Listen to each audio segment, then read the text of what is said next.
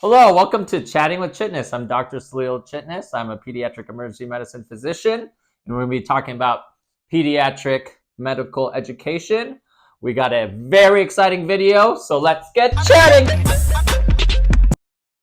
Today we're going to be talking about fussy babies. So, what makes me worried when parents come in with saying their baby is fussy? So, I really worry if a baby is crying for 2 hours or more and you cannot make them stop crying. Even with picking them up, feeding them, nothing makes them stop crying for 2 hours or more. Then I get more concerned.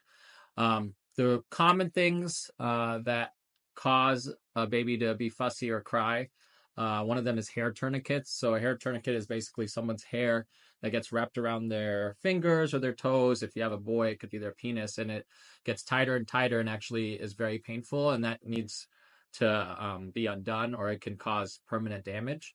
Another thing that can cause your baby to be fussy is they actually can scratch their eye and get an abrasion.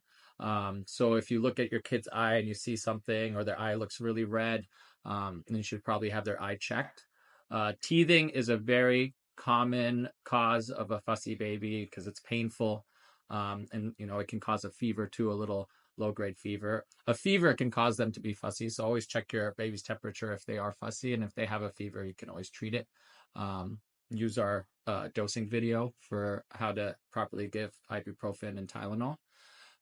Usually the most common cause of fussy baby is colic, which is just abdominal pain that they have. It's not dangerous. It's very frustrating. But the key with colic is they're still eating well, and they don't really cry for more than 2 hours. And then another thing that if your baby's fussy is they could have some difficulty breathing. If that's the case, then you really should go see a healthcare provider. So usually what I do with these fussy babies for treatment is I'll give them Tylenol, ibuprofen, just to see if that helps with their pain, if it's teething, if it's colic.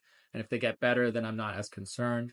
The key with a fussy baby is if they're eating well between these episodes of crying, then you can worry less, because in the end, your baby's only job is to eat. And if they're doing their job well, then there's nothing to worry about. I hope that helps you parents out there whose babies are giving them a little bit of trouble. Please leave comments so we can chat about it next time on Chatting with Chitness.